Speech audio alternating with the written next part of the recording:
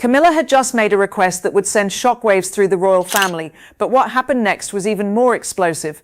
She wanted access to something that had once belonged to Diana, something Diana had privately feared would end up in the wrong hands. Camilla thought the matter could be handled quietly. She thought nobody would notice. She was wrong, because Queen Elizabeth had already seen this coming. Before her death, the Queen allegedly left behind a sealed instruction that dealt with Diana's private belongings in a way nobody expected. It was specific, permanent, and designed to survive long after Elizabeth was gone. And when William eventually opened that file, the message inside changed everything. But the story didn't begin with Diana's jewelry. It began with money. According to the story, Camilla's son, Tom Parker Bowles, had found himself facing serious gambling debts. What started as private gambling had allegedly turned into a financial nightmare, with pressure mounting from people demanding repayment. Tom couldn't solve it himself, so he turned to the one person he believed would protect him, his mother. He didn't go to Charles. He knew Charles had already warned him that he wouldn't keep rescuing him from financial problems. So Camilla allegedly stepped in quietly and paid the first debt without telling Charles the full story. She believed that would be the end of it. It wasn't. 6 weeks later, Tom allegedly returned with an even larger problem. This time he didn't simply ask for help. He warned his mother that if the situation became public, her reputation could suffer too. Camilla panicked. She allegedly made another payment, but this one left her finances in a much more dangerous position. The problem was no longer just how much money she had lost. The problem was explaining where it had gone. She couldn't keep withdrawing large amounts without Charles eventually asking questions. And that was when a thought entered her mind that would change everything. Diana's vault. Inside were personal belongings, jewelry, letters, and items connected to Diana's life. Things that had enormous financial and emotional value. Camilla allegedly began wondering whether some of those pieces could solve her problem. Just a few items. Who would notice? That thought was the beginning of the real crisis. But according to the story, this wasn't even the first time Camilla had considered Diana's belongings. Years earlier, while Queen Elizabeth was still alive, Camilla had allegedly raised the subject during a private family dinner at Balmoral. And that dinner contained a detail that would eventually come back to haunt her. Before the dinner, Camilla had allegedly contacted a private collector and asked for valuations on several pieces connected to Diana. She wasn't supposedly selling them yet. She simply wanted to know what they were worth, but someone else found out, the Queen. Elizabeth's private secretary allegedly obtained the valuation list and placed it directly in front of the monarch. Then came the dinner. The family was sitting together when Camilla reportedly began talking about Diana's belongings. She framed the idea as something positive. She suggested that some of Diana's possessions should perhaps be brought out of storage so they could be properly remembered. It sounded harmless, but Elizabeth already knew about the valuations, so the Queen reportedly asked Camilla one simple question. Had she spoken to anyone outside the family about Diana's belongings lately? Camilla said no, and according to this story, that was the moment everything changed, because the evidence was sitting right in front of the Queen. William was also at the table, and when he realized what was happening, his reaction was immediate. He allegedly saw something completely different from what Camilla was describing.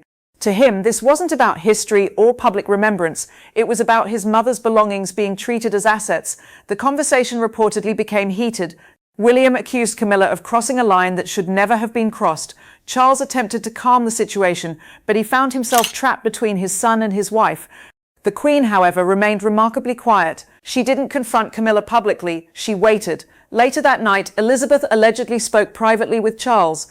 She told him that she believed Camilla had not been honest about the collector, but there was something else Elizabeth reportedly remembered that night. A letter from Diana. According to the story, Diana had once written privately to the Queen expressing concern about what might happen to her belongings after her death. She allegedly asked Elizabeth to make sure certain personal items were protected, and Camilla was supposedly the person Diana trusted least around them. The Queen had kept that letter private for years, but after witnessing what had happened at Balmoral, Elizabeth allegedly decided that a verbal promise wasn't enough. She needed something permanent. So she reportedly called her private secretary and dictated a formal instruction concerning Diana's private vault. The instruction named William as the person who would ultimately protect it. Then the document was sealed. Elizabeth was making sure that whatever happened in the future, nobody could simply reinterpret her wishes. Years passed, the Queen died, and the sealed document remained untouched, until William began hearing whispers. There were reportedly concerns about Camilla's interest in Diana's jewelry again, and this time the rumors were accompanied by something else, questions surrounding her son's financial problems. William didn't need every detail. He only needed to hear two things in the same conversation: debt and Diana's jewelry. So he went looking for the file. He found it. still sealed, still carrying the Queen's mark. William allegedly called Charles and Camilla into a private meeting. Neither knew exactly what was waiting for them. When they entered the room, William was already there. The sealed file was sitting on the table. He opened it and read the instruction aloud. Camilla was to have no authority or access to Diana's private vault. Control would rest with William. The room reportedly went silent. For Camilla, this wasn't simply an administrative decision. It was a message from Elizabeth herself. A message written before her death, specifically to prevent the exact situation now unfolding. But William soon discovered there was more. Beneath the first document was another sealed instruction, and this one concerned something called Future Access Authority. Before opening it, William reportedly confronted Camilla privately. She argued that Diana's belongings were part of royal history. She questioned why they should remain locked away. She insisted that someone eventually needed to be reasonable about the situation. William refused. He reportedly told her that Diana's private belongings were not a display collection for anyone to use whenever convenient. They represented his mother's private life, and he would protect them. Charles attempted to intervene, suggesting that perhaps the Queen's instruction needed to be interpreted carefully. But Camilla reportedly turned to him with a different question. Had he known that her name was specifically connected to the restriction? Charles didn't answer immediately. That silence reportedly told Camilla everything. Elizabeth hadn't simply created a general rule. She had anticipated her, and William wasn't finished. He warned that any attempt to bypass the decree would trigger a review of previous access requests connected to Diana's vault. That meant the past could suddenly become relevant. Every request, every visitor, every unusual meeting, every unexplained attempt to inspect an item. Camilla left the room without access, but according to the story, she still had one possible route. The palace archivist, one Camilla. She asked him to submit a request under his own name for a heritage review of several items from Diana's vault. On paper, it sounded harmless: cataloguing, research, historical preservation. But there was a problem. The palace kept records, and the request appeared on the same day as a private meeting between Camilla and the archivist. Then something even more suspicious happened. A page disappeared from the palace ledger. Not a blank page. A page was physically removed. The archivist allegedly realized what the record could reveal and panicked. But the missing page didn't make the evidence disappear. It made people suspicious. Catherine reportedly noticed the numbering problem while reviewing the ledger. She checked another record, the visitor log, and there it was: Camilla's name, the archivist's name, the same date. The missing ledger page suddenly had context, and according to the story, Catherine discovered an earlier meeting between the same two people as well. Now, it wasn't one strange request. It looked like a pattern. Catherine took the information straight to William. William confronted Camilla. She denied ordering anyone to bypass the Queen's instruction, but when William questioned the archivist separately, the story allegedly fell apart. The archivist reportedly admitted what he had done. He had allowed himself to become involved because he believed he owed Camilla a personal debt. William responded immediately. The entire access system surrounding Diana's vault was frozen. From that point forward, nobody could move, inspect, photograph, or catalogue anything connected to Diana without William's written authorization. The archivist resigned. But William still had one more conversation to have with his father. Charles reportedly admitted that the situation had reopened wounds the family had avoided for years. William's answer was simple. This wasn't about punishing Camilla, it was about protecting Diana's dignity. And then William made his next move. He opened the second seal. Inside was something far more powerful than a simple restriction.